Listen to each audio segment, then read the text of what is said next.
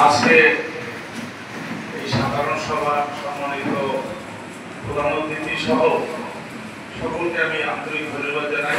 আমার প্রাণপ্রিয় শ্রমিক ভাইয়েরা, বিগত দিনে 16-17 বছরে আমরা একটি অন্ধকার রাজ্যে বাস করেছিলাম, একটা শোষণের রাজ্যে বাস করেছিলাম।